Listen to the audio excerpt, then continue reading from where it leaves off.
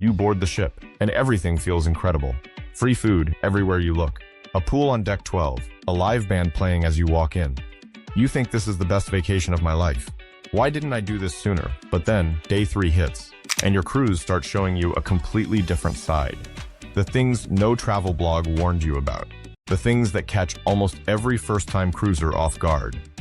Today we're covering 12 things that genuinely shock people on their very first cruise. Not the brochure experience, the real one. Cruising has become one of the fastest growing ways to travel in the world, and it's easy to see why. You unpack once and wake up in a new country.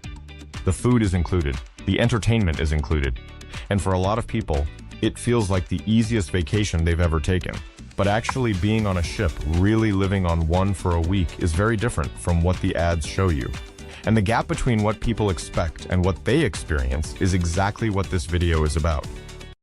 Whether you're booking your first cruise or you're already counting down the days, these 12 things are going to save you from some very expensive and very avoidable mistakes. Let's get into it. Number 1, the ship has its own rules and nobody tells you what they are. The first thing that shocks almost every first-time cruiser is embarkation day. But here's the thing people get wrong, it's not actually chaos. It just looks like chaos. A large ship can carry over 6,000 passengers. That's more people boarding in a single afternoon than most small towns have residents. And the process moves like a conveyor belt, constantly flowing, constantly checking, never fully stopping.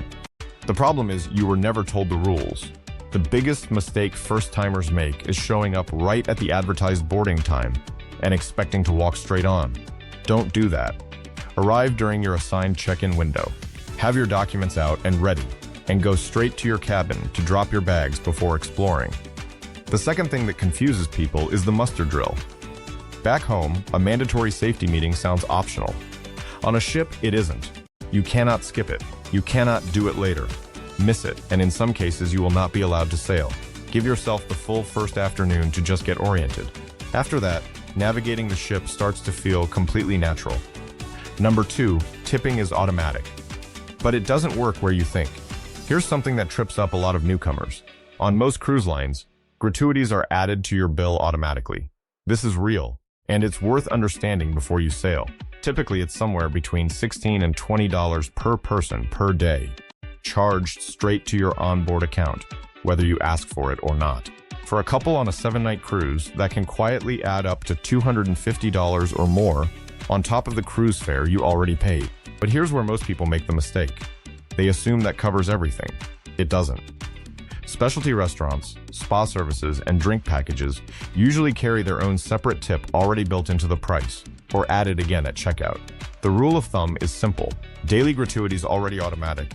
Don't tip again for regular meals or room service. Specialty dining, spa, bar tabs check your receipt. The tip is often already included. Before you sail, check your cruise line's exact daily gratuity rate and budget for it like a real line item, not an afterthought. Number 3, the sea will get you faster than you expect. This one seems obvious, but almost every first-time cruiser underestimates it and regrets it by day 2. Modern ships have stabilizers. Most of the time, you won't feel much movement at all, but on open ocean crossings or in rougher weather, that can change fast. And here's the part that surprises people, you don't even feel it building. The ship's gentle motion lulls you into thinking you're fine. So you keep eating, keep drinking, keep moving around normally. And then it hits you later, usually in your cabin, at night. Look at what experienced cruisers do. They pack motion sickness medication before they ever feel sick. They ask for a cabin in the middle of the ship, on a lower deck where motion is felt the least. They're not being overly cautious. They've been through rough seas before. They know exactly what it feels like when it starts. Practical tip pack, ginger candy, and motion sickness tablets in your carry-on, not your checked bag. Get fresh air and look at the horizon the moment you feel off, and ask guest services for free seasickness patches. Most ships hand them out at no charge. It sounds basic, but it's one of the most common reasons first-timers lose a full day of their cruise. Number 4, cash isn't king here, and your room key will mess with your head. On a ship, your cabin key card is also your credit card, and one of the first things that shocks first-time cruisers is how easy it becomes to just tap and walk away. No cash changes hands, no total flashes in front of you. Just a tap and a receipt that shows up later. That disconnect from real money is the single biggest source of overspending on a first cruise.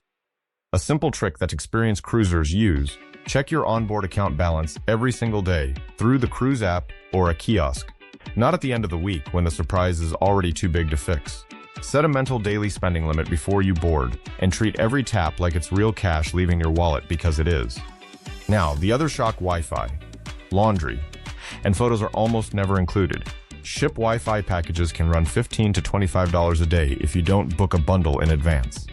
Professional photos taken at Embarkation or formal night can cost $20 to $30 each, and the photographers will find you constantly. Decide before you board what you actually want to pay for, and skip the rest without guilt. Number 5. Booking shore excursions is a minefield if you don't know the rules. This is one of the most important things in this video. Pay close attention. If you book an excursion directly through the cruise line and it runs late, the ship will wait for you. If you book independently with a local tour operator and that tour runs late, the ship will not wait. It will leave, with your luggage still on it. There is no announcement over the intercom for you specifically. There is no cabin steward calling your room. The ship has a schedule, and hundreds of other passengers depending on that schedule too. Common scenarios that catch first-timers off guard: booking a cheap independent tour with no buffer time before all aboard. Assuming a nearby beach or market is closer to the port than it actually is. Losing track of time zones: some ports are on a different time zone than the ship's clock. And most commonly, underestimating traffic or walking distance. Back to the dock. How do you protect yourself? If you book independently, always leave at least 90 minutes of buffer before the ship's departure time. Keep the port agent's or ship's emergency number saved in your phone. Note the exact berth or pier number where the ship is docked. Ports often have multiple, and if you're ever unsure, book through the cruise line for your first sailing. It costs more, but the ship guarantees to wait for you. Number 6. All into doesn't always mean what you think it means. This one takes a while to understand, but once you do, a lot of confusing charges suddenly make sense. Cruise pricing is built on a base fare that covers a lot but not everything. Saying your cruise is all-inclusive can feel accurate when it's actually only partially true. So you might see free drink packages or complimentary specialty dining, when the real answer is included with restrictions or only on select nights. First-timers often interpret this as false advertising. It's usually not. It's marketing language, one that prioritizes the headline over the fine print. What this means practically: if a promo says free drinks included, check whether that means beer and wine only or full premium spirits. If a deal says specialty dining included, confirm how many nights and at which restaurants. Don't take a promo headline as the full picture. Read the fine print, call and confirm, and check your onboard folio partway through the cruise where it matters. This isn't a criticism of the cruise industry, it's just how the pricing works, and once you understand it, budgeting for your cruise becomes much easier. Number 7. The food is completely different depending on where you eat. Here's something that surprises a lot of first-time cruisers. Included dining is not one thing. It's several completely different experiences, depending on which venue you walk into. The main dining room included table service, multi-course menus that change nightly, and usually address expectation after 6 p.m.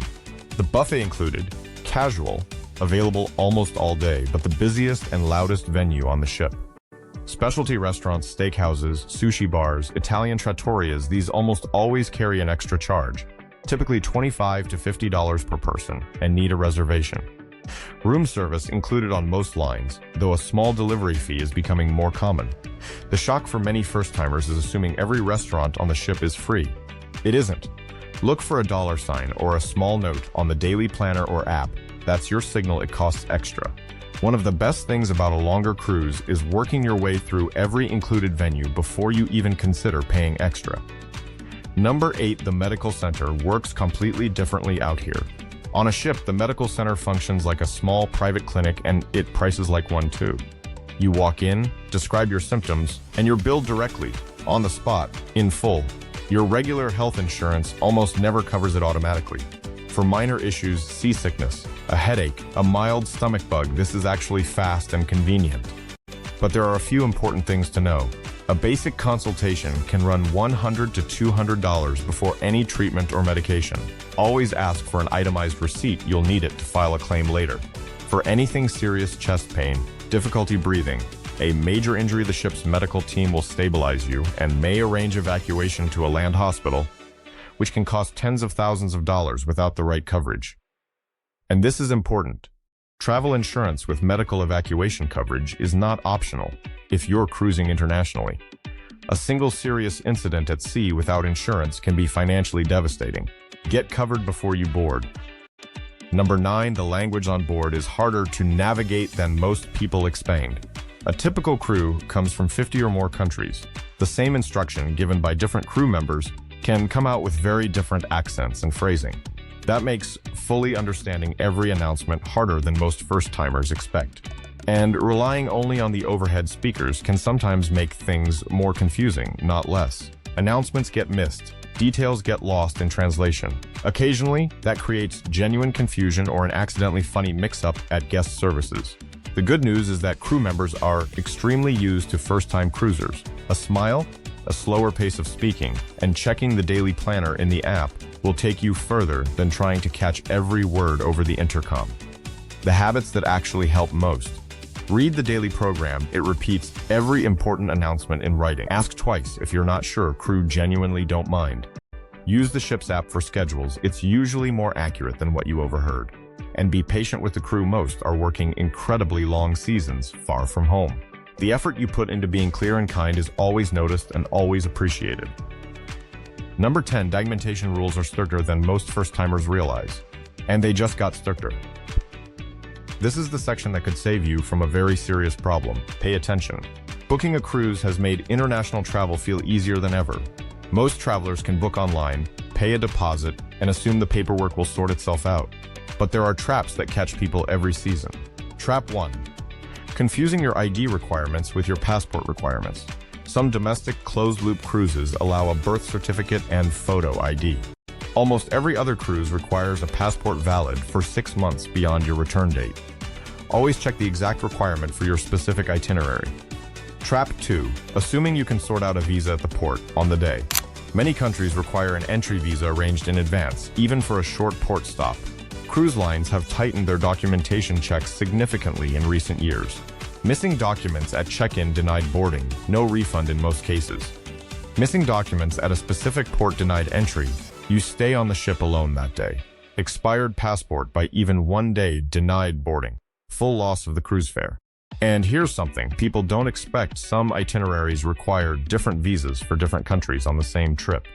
That means one missing document can cost you the entire cruise. The fix is simple. Check your cruise line's exact document requirements the day you book, not the week before you sail. Renew your passport if it expires within a year, and never assume you can figure it out at the terminal. Number 11, the cruise fare is low, but not as low as the ADS told you. Every cruise deal email makes it look like you can sail 7 nights for $399 all in. And while that base fare is genuinely real, the total cost for most first-time cruisers is more nuanced. Yes, that base fare really can start under $400. Yes, your room and your meals really are included. Yes, the entertainment really is included too. But the extras add up fast. Most first-time cruisers, especially those who didn't budget in advance, don't end up paying just the base fare. They add a drink package. They add specialty dining. They book a few excursions. They add Wi-Fi. They visit the spa. They browse the onboard shops. A realistic total budget for a comfortable first cruise experience looks more like $150 to $250 per person, per day once you include gratuities, drinks, and 1 or 2 excursions. That's still often cheaper than a land-based resort vacation. But it's not the number in the ad. The good news: even at that realistic budget, you're often getting more included value than almost any other vacation style. Better food variety, 0 unpacking, new destinations, well, a new one almost every day. The key is building that full budget before you book, so you're not caught short by the final bill. Number 12, and then, somewhere around day 3, you get your sea legs. This one is hard to explain until you feel it. Around the 3rd day, something shifts. The ship that felt like a confusing maze starts to feel like a place you actually know. You know exactly which elevator bank is fastest. You found your favorite spot on the outdoor deck at sunset. You have a go-to bartender who remembers your order. The ship stops feeling like a floating hotel, and it starts feeling like somewhere you actually belong, even if just for a week. There is a community here, one of the fastest growing travel communities in the world, made up of people from every background imaginable, all going through the same first cruise learning curve. And the crew themselves, their warmth, their patience, their pride in the ship are unlike anywhere else in travel. You booked for the destinations. You come back for something you didn't expect. That's what almost every repeat cruiser says when they look back on their first sailing. So those are 12 things that genuinely shock first-time cruisers, the ones to remember most. Budget for gratuities and extras before you ever step on board. Check your documentation requirements the day you book, not the week before. Never book an independent excursion without a real-time buffer.